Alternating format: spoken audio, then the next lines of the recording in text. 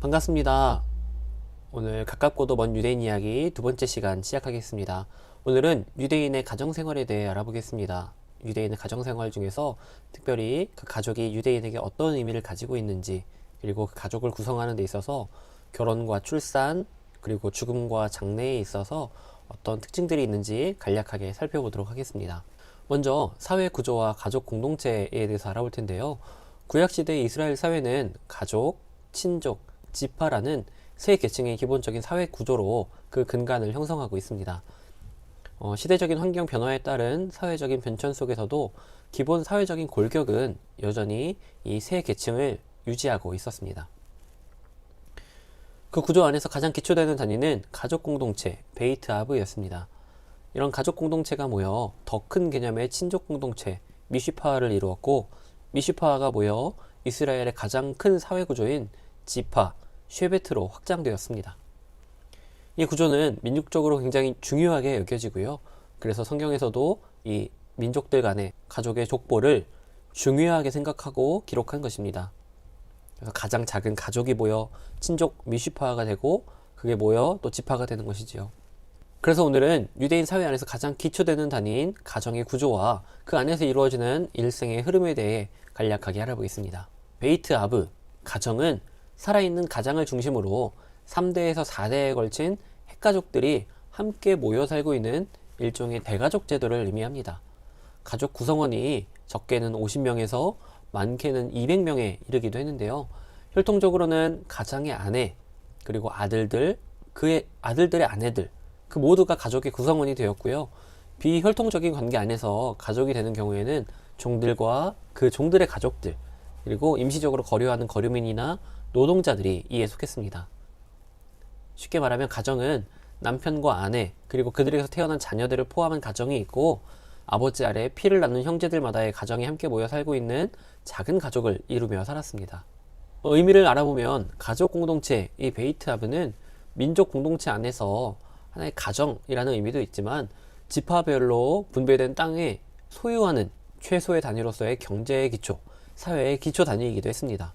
그러나 무엇보다 가장 중요한 것은 이 가정이라는 것이 신앙교육의 기본 단위로서 가장 큰 의미를 가지고 있었다는 것입니다.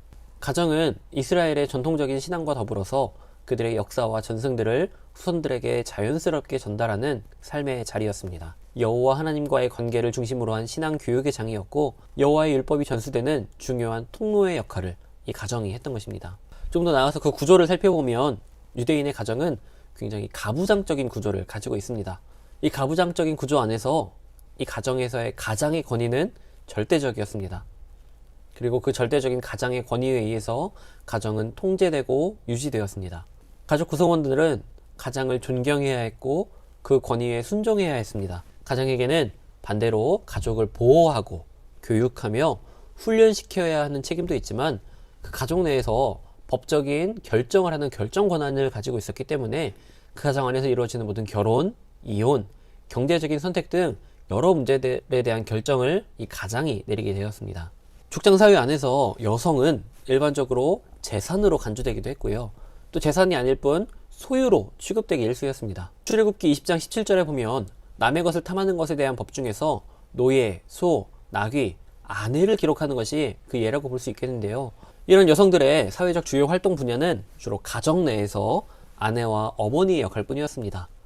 처음 아담과 하와를 창조하실 때는 돕는 배필로 지으셨는데, 사실 여기서 돕는 자라는 의미는 상하 관계가 아니라 동등한 관계로서 서로 돕는 것을 의미하지만, 이 가정 안에서는 여자가 소유되었습니다. 결혼 전에는 아버지 또는 큰 오빠의 소유였고요. 결혼 후에는 남편의 소유가 된 것입니다.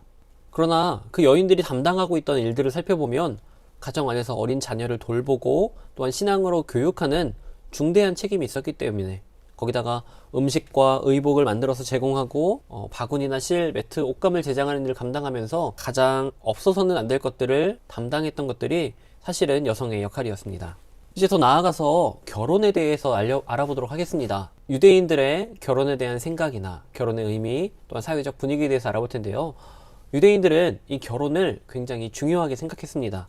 탈무드에서 보면 아내가 없는 사람은 온전한 사람이 아니다 라고 할 정도로 결혼하지 않으면 정상적인 사람으로 인정받을 수 없다는 뜻의 구절이 있는데요.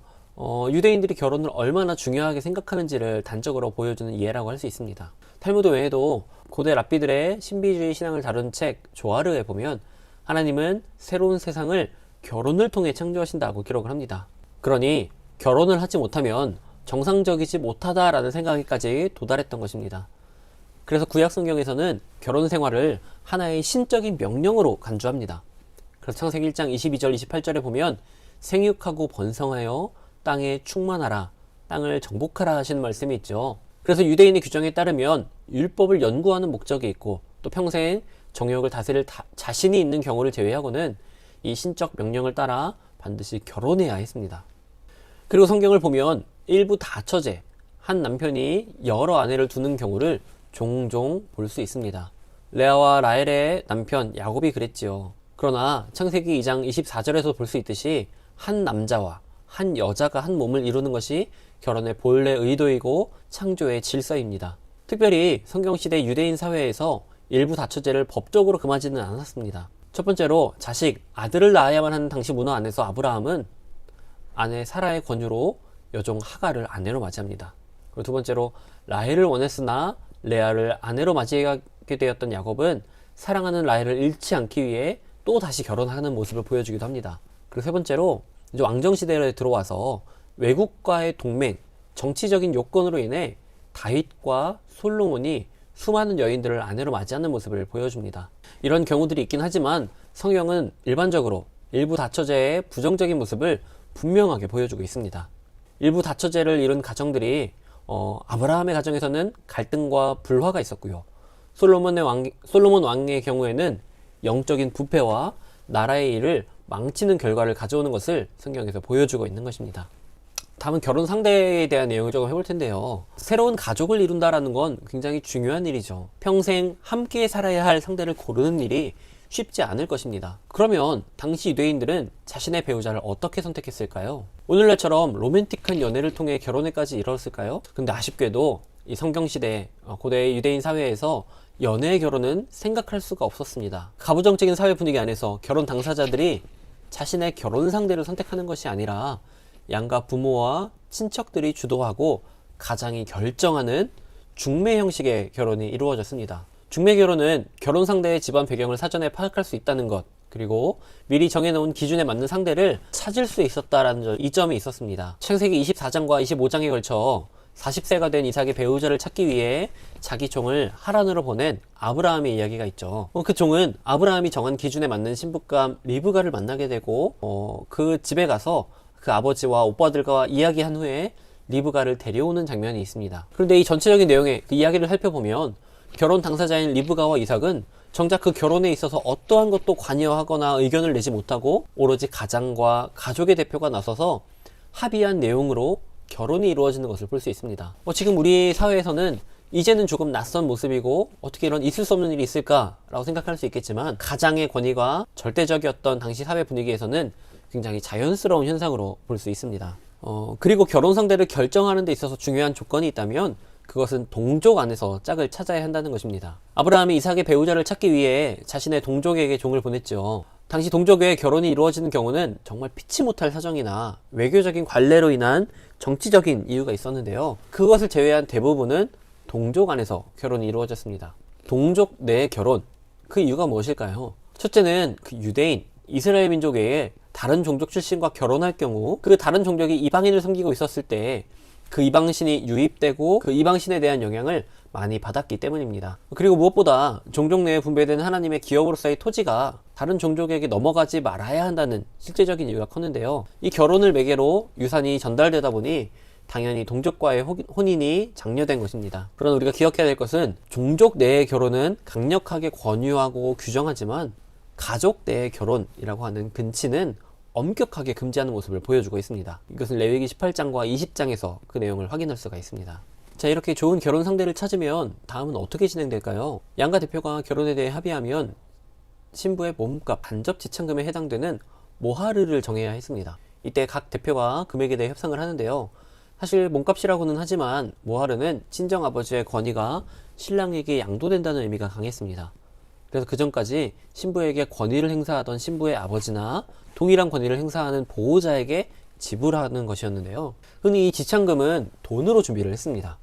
그러나 경제적으로 지불할 능력이 되지 않는 경우에는 다른 방법으로 지불하기도 했는데요. 창세기 29장의 야곱의 경우에는 형 에서를 피해 삼촌 라반의 집에 얹혀 살았던 처지였습니다. 그러니 경제적인 것은 당연히 아무것도 없었겠지요. 라헬과 결혼하고 싶었지만 경제력이 뒷받침되지 않았습니다. 그래서 그 야곱은 삼촌의 집에서 7년간 일하며 그 노동력을 지참금으로 인정받아 결혼하게 됩니다. 물론 라반의 꾀로 레아와 먼저 결혼하게 돼서 또 7년을 더 일하고 끝내 라헬과 결혼하게 되죠. 그리고 다윗의 경우도 있습니다. 다윗은 이스라엘의 초대 왕 사울 대신에 전장에 나가서 적군들의 음경 포표를 잘 나오라는 사울의 요구를 듣고 잘 나오는 그런 일을 행하기도 했습니다. 몸값은 장인의 요구, 친정의 경제력이나 사회적인 영향력, 그리고 신부가 가정에서 차지하는 그 비중과 그 외모의 아름다움의 수준에 따라 달랐습니다. 많은 집착금을 준비해야 되는 경우 신랑에게는 당연하게 부담이 되었겠죠. 근데 그만큼 내가 좋은 신부, 좋은 가정과 결혼하는 것이라고 여겨졌기 때문에 반대로 자랑이 되기도 했습니다. 모하르는 처음에는 장인이 받아서 보관하는 것에서 두 번째는 살림살이로, 나중에 1세기에 이르러서는 이혼할 때 주고받게 해서 그 이혼 당하는 여성들의 불리한 처지를 보호하는 작은 방어막 역할을 하게 되었습니다. 이혼에 대해서 이따서 살펴보겠지만 이혼하는 게 너무 쉬웠기 때문인데요. 신부는 친정 아버지에게서 받은 자신의 몸값 가운데 일부를 실로 꿰어서 머리 장식으로 삼기도 했습니다. 나중에 그것이 풍습이 되어서 결혼 반지와 같은 구실을 할 정도라고 유행했다고 하는데요. 그래서 누가복음 15장에 보면 한 드라크마를 잃어버린 여인이 그것을 찾았을 때 동네 사람들을 불러서 잔치를 연 이유가 바로 그런 문화적인 이유라고 보여집니다. 신부의 몸값에 대한 합의가 끝나고 나면 약혼 상태에 들어가게 됩니다. 약혼 기간은 경우에 따라 다르지만 대개 12개월 정도였습니다. 그 사이에는 약혼식, 축하잔치, 선물 교환 등을 하는 게 일반적이었는데요. 남자는 이제 새 사람, 새 가족을 들이기 위해서 집을 새로 단장했고요. 여자는 결혼식에 입을 예복을 마련했습니다. 약혼식에서 신랑은 테나임, 조건이란 뜻의 단어인데요. 이 문서로 작성한 결혼계약서나 약속을 기록한 서류를 전달해야 했습니다. 그러면서 신부에게 이로써 모세와 이스라엘의 율법을 따라 당신은 나와 맺어지노라 라고 말했습니다. 양가 합의에 따라 결혼을 결정하고 몸값이 오가고 약혼식까지 치르고 나면 둘은 이미 부부입니다. 지금의 약혼과는 느낌이 많이 달라서 단순한 결혼 약속의 차원을 넘어서 실제로 결혼에 상응하는 법적인 효력을 가지고 있습니다. 결혼식 전까지 실제로 잠자리를 하지 않을 뿐 분명 부부가 된 것입니다. 그래서 약혼을 무효로 하려고 한다면 공식적인 이혼 절차가 필요했고, 또한 이 기간에 만약에 성관계를 하게 된다면 간통으로 간주되어 죽음을 면하지 못했습니다. 그 처벌은 결혼 후보다 그 약혼 기간이 더 엄격했다고 합니다. 예수님의 어머니 마리아가 잉태한 것도 이 약혼 기간에 있었던 일이기 때문에 정혼자였던 요셉이 전혀 간단하지 않은 딜레마에 빠졌을 거란 것입니다. 마리아의 임신을 공개적으로 처리하면 율법의 엄격한 규정 아래 그 어린 신부가 돌을 맞아 죽게 될 것이고요. 그렇다고 조용히 넘어갔다가 그 정혼자의 임신이 드러나면 요셉 자신이 부도덕한 인물로 찍혀 치탄받게 될 것이 분명했기 때문입니다. 그래서 마태복음 1장 19절에 보면 요셉이 그것을 드러내지 않고 조용히 끊으려 했다라고 기록하고 있는데요. 다행히 천사를 통해 하나님의 뜻을 확인하고 예정대로 결혼식을 올리게 됩니다. 이제 결혼식으로 넘어가 보겠습니다. 결혼식에서 신랑과 신부는 마치 현실 속의 왕과 왕비처럼 치장을 했습니다. 온갖 보석으로 치장을 하고 만약에 그럴 여유가 없다면 친구들에게서 빌리기도 했습니다. 해가 저물 무렵에 신랑은 친구들과 함께 자기 집을 나서서 처가로 향했습니다. 신부는 그동안 치장을 모두 끝내고 베일로 얼굴을 가린 채 신랑을 맞이할 채비를 하고 있었는데요. 도착한 신랑이 신부를 데리고 처가를 나서면 그 자리에 참석한 사람들이 미라를 뿌려주면서 창세기 1장 28절에 생육하고 번성하라 라는 말을 그 두 신랑과 신부에게 축복의 말로 건넸습니다. 무엇이 떠오르시나요? 네, 맞습니다. 우리 전통 혼례 중에 패백에 보면 대추와 밤을 던져주는 것과 비슷한 풍습으로 볼 수 있습니다. 시간적으로 보면 이때 이미 해가 넘어간 뒤이기 때문에 행렬을 이루는 참석자들은 모두 등불을 들고 신랑과 신부를 따라야 했습니다. 예수님이 말씀하셨던 그 열처녀 비유처럼 준비가 철저한 하객은 여분의 기름을 미리 챙겨서 등불이 꺼지는 낭패를 피했습니다. 그 행렬이 진행되는 동안 노래와 음악은 끊이지 않았고 신랑과 신부가 함께 춤을 추었습니다. 그렇게 잔치는 일주일 동안 혹은 그 이상 지속되기도 했습니다. 그 기쁨의 잔치가 끝나고 그 해는 기쁨의 해이기도 했습니다. 결혼 첫 해 신랑은 군 복무에서 면제가 되었는데요. 집에 있으면서 아내를 즐겁게 하고 자식을 낳는 일에 전념하도록 한 것인데요. 그것이 나라를 지키는 것보다 더 큰 의미를 가지고 있었다라고 생각했던 것입니다. 고대 이스라엘에서 이혼은 합법적이었습니다. 그리고 신명기 24장 1절의 율법을 보면 결혼처럼 이혼 역시 철저하게 남성 중심이었다는 것을 알 수 있습니다. 아내의 동의는 중요하지 않았어요. 불순한 의도를 가지고 부인을 내쫓으려 한다는 게 밝혀져도 이것이 사적인 차원으로 여겨져서 도덕적으로 비난을 받는 것뿐 딱히 법적으로 제재할 방법이 없었습니다. 1세기 말에는 이혼을 제한하는 규정이 확대되어져서 아내가 구금되었거나 미친 경우, 그리고 미성년일 경우에는 이혼을 할 수 없게 하기도 했는데요. 중요한 것은 이혼하는 절차 자체가 굉장히 간단했다라는 것입니다. 어디 회당이나 재판정을 찾아가서 누구에게 검증을 받을 필요도 없이 그저 이혼 증서 한 장을 써주면서 그는 내 아내가 아니요, 나는 그의 남편이 아니라 라고만 하면 이혼이 성립되었던 것입니다. 나중에는 증인을 세우기도 했지만 그 증인에 남편의 친구들이 서게 되면 거칠 것이 없었습니다. 그렇게 이혼당한 여인들은 결혼 당시 받았던 지참금의 일부만 돌려받고 이제 혼자 살아갈 길을 모색해야 했습니다. 문제는 그렇게 이혼이 쉽게 성립되고 몇 푼 되지도 않는 지참금의 일부만 돌려받고 아무런 대책 없이 쫓겨나는 여인들이었는데요. 1세기 이스라엘이 역사상 매춘부가 가장 많았던 이유를 꼽으라면 이 당시에 높은 이혼율이 무관하지 않습니다. 과부에 대한 사회적 문제가 컸고, 그렇기 때문에 성경에서도 계속해서 이 사회적 약자를 논할 때에 노인, 어린이뿐 아니라 과부에 대해서도 계속해서 언급하고 있는 것입니다. 이렇게 결혼을 하게 되는데 그 결혼의 가장 큰 목적과 가치가 자녀 출산에 있었습니다. 가족 중심 사회인 이스라엘에서 자녀의 탄생은 가족이 누리는 특별한 경사로 여겼습니다. 특히 여자들에게 있어서 자식의 출산은 무엇보다 큰 소망과 기쁨이었습니다. 그 이유는 자녀를 하나님이 주신 기업으로 이해했기 때문입니다. 가족 전체의 생계를 유지시켜주는 토지처럼 자녀는 부모가 후에 의존하여 살아갈 중요한 인적 수단이었습니다. 그래서 신명기 28장 11절에서는 토지 소산의 풍성함과 자녀 생산이 하나님이 베푸시는 기본적인 복이라고 설명을 하고 있습니다. 그렇기 때문에 자녀가 없을 경우에는 하나님이 그 태를 닫으셨다 생각해서 자신을 부끄러운 사람, 치욕적인 저주받은 사람으로 여기곤 했습니다. 심지어 아이를 낳지 못하면 남편은 아이를 낳아줄 다른 여인을 취할 수 있었습니다. 이런 분위기 안에서 여인들이 임신의 문제를 두고 하나님 앞에 나아가 기도하는 것은 중요한 일이었습니다.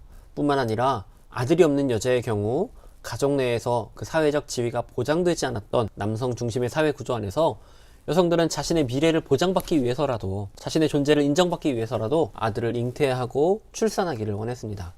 그런데 중요한 것은 임신을 하더라도 안심할 수 없었다는 것이죠. 지금처럼 의학이 발달하고 그 여자에 대한 권위가 존중받던 시대가 아니기 때문에 당시에 임신과 출산 전후에 자식을 잃는 경우가 다반사였다고 합니다. 그래서 여인들은 유산에 대한 두려움을 지울 수가 없었습니다. 조금이라도 몸이 이상하면 이미 출산을 경험한 경험자들을 찾아가서 조언을 구하곤 했습니다. 뿐만 아니라 특정 보석이나 돌을 몸에 지니면 유산을 막을 수 있다는 풍습이 있었는데 그 출산의 돌이라고 하는 돌을 부적처럼 지니고 다녔다고 합니다.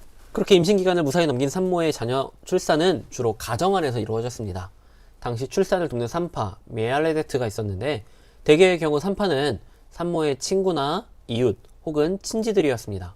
산모들은 분만 당시에 누워서 하지 않고 웅크린 자세로 돌로 만든 의자, 오브나임이나 돌 위에서 아이를 낳았습니다. 출애굽기 1장 16절에도 보면 산모가 두 개의 돌 위에 앉아서 분만한 것을 기록하고 있는데요. 여기서 조산할 때에 라고 기록된 히브리어 원문을 직역하면 두 개의 돌 위에 앉는 것을 너희가 볼 때에 라고 해석이 됩니다. 경우에 따라 산파, 가족, 여종, 그중 누군가의 무릎을 빌어 해산하기도 했습니다. 그래서 창세기 30장 3절에 보면 실제로 라헬은 자신의 여종 빌하가 자기의 무릎 위에서 해산하기를 기대했습니다. 그렇게 아이가 태어나면 탯줄을 잘라 묶고 물로 몸을 닦아주고 소금으로 문지르고 강보로 감쌌습니다. 이스라엘 사람들이 아기를 물로 씻어주는 것은 위생만을 위한 것이 아니었습니다. 아기를 물로 씻는 것에는 악한 세력으로부터 보호하려는 의도가 담겨 있습니다. 지금도 팔레스타인 주민들 안에서는 정해진 의식대로 신생아를 목욕시키는 날을 따로 정해 그날이 되면 이웃들을 불러 간단한 잔치를 벌인다고 합니다. 그리고 가장 중요한 의식 중 하나는 소금으로 그 피부를 문지르는 의식입니다. 유대인들은 소금으로 아기의 피부를 문질러주면 튼튼하고 총명해지고 성품은 온순해지고 악의 세력으로부터 안전할 수 있다고 믿었습니다. 성경에서는 이 의식을 특별히 여겨서 탈무드에서는 이례적으로 안식일에 실시할 수 있다고까지 규정하고 있습니다. 그리고 마지막으로 아이를 강보에 감싸주는데요. 그렇게 단단히 동여매하지만 사지가 튼튼하고 반듯하게 자란다는 믿음을 가졌습니다. 100에서 120cm 정도 되는 너비에 길이는 5에서 6m 되는 기다란 천으로 그 아이의 몸을 미라처럼 감쌌습니다. 사용하는 천은 부모의 재정 수준에 따라 수수하고 소박한 것에서 아름답게 수놓은 고급 천까지 다양했습니다. 이 아이가 고개조차 제대로 움직일 수 없을 정도로 몸 전체를 강보로 감싸는 것은 간단하지 않은 작업이었지만 이것으로 인해 추위와 예상하지 못한 사고에도 안전했고 산모가 아기를 자유롭게 다룰 수 있었다고 합니다. 이 4가지 과정을 모두 마친 후 산파는 대추의 열매를 으깨거나 씹어서 즙을 내고 그것을 손에 묻혀서 신상의 입에 넣고 잇몸과 입천장을 정성껏 마사지했습니다.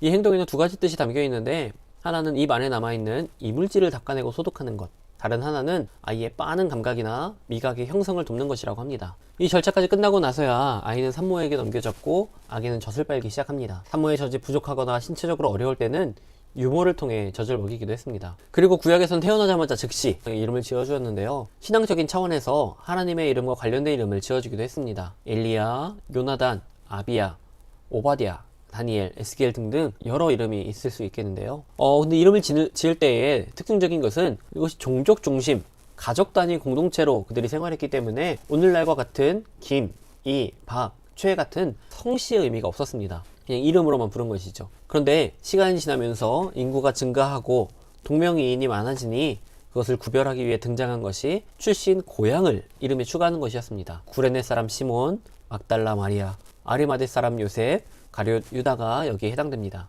할례는 생후 8일 된 남자아이에게 산모를 제외한 나머지 가족과 친지가 한자리에 모인 자리에서 가장인 어른 남자, 아마 아버지에 의해 행해졌을 것으로 보여집니다. 고대에는 돌칼을 사용해서 상처가 덧나 목숨을 잃기도 했다고 합니다. 그리고 훗날 금속제 칼이 발달된 이후에도 전통을 따라 투박한 돌칼이 사용되다가 신약시대에 이르러서야 금속제 칼로 대체되었다고 합니다. 근데 이 할례라고 하는 것이 고대 근동지방에서는 널리 퍼진 관습이었습니다.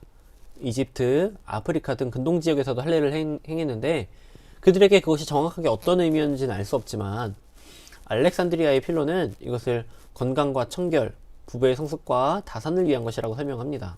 그러나 유대인들에게 있어서는 분명히 할례가 이스라엘 민족에 속한 존재로서 하나님께 속한 존재로서 그 공동체에 참여한다는 의미로 볼 수가 있습니다. 그래서 할례를 받은 남성만이 유월절 의식에 참여할 수 있었습니다. 마지막으로 아이를 출산한 산모는 일정 기간 부정하다 간주해서 격리했습니다. 부정한 기간은 출산한 아이의 성별에 따라 달랐는데요. 남자는 7일에서 33일 동안, 여자아이는 14일, 66일 동안 부정하다 여겨졌습니다. 여자아이를 낳으면 왜 2배 더 부정하게 간주했는지는 그 정확한 이유를 알 수 없지만 어쨌든 여인들은 이 부정하다 여겨지는 기간 동안 충분한 휴식을 취한 것 또한 사실입니다. 마지막으로 죽음과 장래에 대해 알아보겠습니다.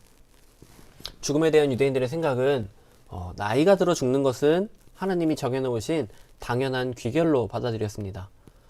그럼에도 사랑하는 가족의 죽음은 슬픈 일임이 분명했고 또 죽은 자에 대한 존경은 어느 것보다 중요하게 여겨졌습니다.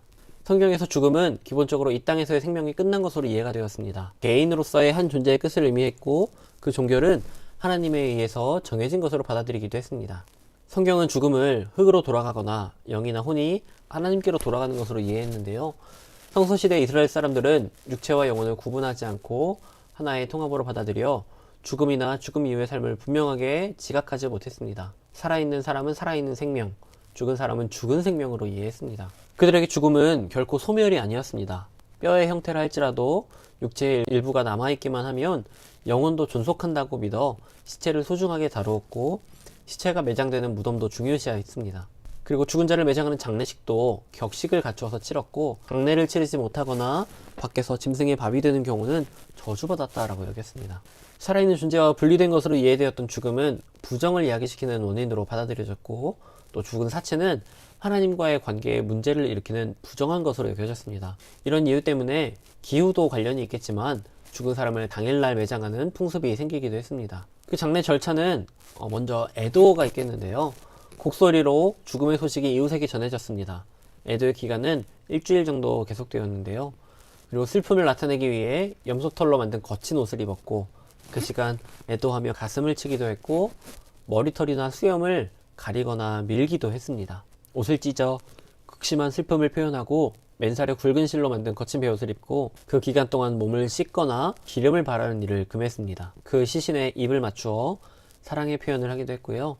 세 번째로 눈을 감겨주는 행위가 있었는데, 장자가 없을 경우에는 가장 가까운 가족이 그 눈을 감겨주었는데, 이 그냥 눈을 감겨주는 것은 이 사람이 죽은 것이 아니라 단지 잠을 자는 상태라는 것을 상징적으로 보여주는 것입니다. 그리고 마지막 네 번째로 염의 순서가 있는데요. 시신을 물로 씻어 향료를 시신에 발랐습니다. 시신에 옷을 입히고 손과 발은 천으로 묶고 얼굴은 수건으로 덮었습니다. 유대인들이 이집트처럼 방부제를 사용하거나 미라를 만들지는 않았는데 원래의 출처인 땅으로 돌아간다는 생각에서였습니다. 그렇기 때문에 시신은 굉장히 쉽고 빠르게 부패했고요. 부패할 때 나오는 악취를 막기 위해 향수와 향료가 많이 사용되었습니다. 방금 말씀드린 것처럼 죽으면 곧바로 매장하거나 또는 24시간 안에 매장하는 것이 보통이었는데요. 더운 기후로 인해 시체가 부패하기 시작한다는 현실적인 문제도 있고 부정하게 된다는 문제도 있지만, 그 시체를 오래 둠으로써 가족들의 그런 슬픔이 더 깊어진다는 의식과 사람들의 공간에 죽은 자를 오랫동안 남겨놓는 것에 대한 거부감, 그런 이스라엘 사람들의 종교적인 사고방식들이 함께 작용했을 것으로 보여집니다. 그래서 이 십자가에 달리신 예수님의 시신도 그 당일날 매장이 되었는데요. 나무에 달려 죽은 자의 시신은 곧바로 내려서 매장해야 한다는 규정도 있지만, 안식일이나 절기에는 매장하지 않는다는 관습 때문에 서둘러 그날 당일 매장했던 것으로 보여집니다. 그리고 이렇게 염을 마친 시신은 나무로 만든 들것에 들려서 매장지로 옮겨졌습니다. 장소에는 여러 가지가 있겠는데요. 성소시대 이스라엘은 자연 암석 등을 그대로 이용하거나 석회 암석을 인공으로 파서 동굴 묘실을 만들어서 사용하기도 했습니다. 사각형 모양의 입구 앞은 둥근 돌로 막아두었고 사람들이 부정에 빠지지 않도록 입구에 석회칠을 해두었습니다. 묘실 안 중앙에는 광장과 같은 거실이 있고 또한 유골을 모아 보관하는 돌 항아리가 있었습니다. 묘실 안에는 시신을 안치해두는 곳과 유골을 따로 모아 보관하는 곳이 함께 있었습니다. 가족 공동묘지로 사용되었기에 시신을 평서기에 안치하는 1차 장례 후에 다음 장례로 인해 자리가 없게 되거나 하면 유골을 보관하며 담는 2차 장례가 진행되었습니다. 그런데 모든 가정이 가족 묘실을 두고 사용할 수는 없었고요. 예루살렘 주변에는 평민들을 위한 공동묘지가 있었고 시신을 땅에 매장하는 간단한 방법이 사용되었습니다.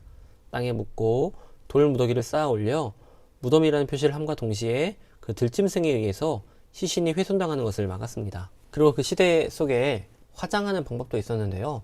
화장은 가나안 땅에 살고 있던 이방 민족들 가운데 성행했습니다. 그런데 그 안에 담긴 의미는 자신의 신들에게 신탁을 구하는 인신제사의 의미였기 때문에 유대인들은 이런 종교적인 범죄에 대해서 하나님께서 분노하시고 연약의 저주를 내리신다고 생각했고, 또 불에 시체가 노출되는 것은 무서운 심판이라고 생각을 했습니다. 그리고 시신이 불태워지는 것은 치욕적인 모습이었던 것이죠. 네, 여기까지 해서 오늘 유대인의 가정생활, 가정과 결혼, 출산, 죽음과 장래까지 간단하게 알아보았습니다. 오늘 함께 배운 내용이 성경을 이해하는데 조금 더 도움이 되셨으면 좋겠습니다. 아마 우리나라와 다른 시대적인, 문화적인, 민족적인 배경으로 인해 같은 성경 구절을 봐도 잘 이해되지 않는 부분이 있으셨을 수 있는데요. 오늘 배운 내용들을 통해 앞으로는 말씀을 읽고 또 말씀을 듣고 또 묵상하는 일에 조금이나마 도움이 되셨으면 좋겠습니다. 오늘 긴 강의 시간 참여하시느라 수고하셨고요. 저는 다음 시간에 다시 찾아오도록 하겠습니다. 감사합니다.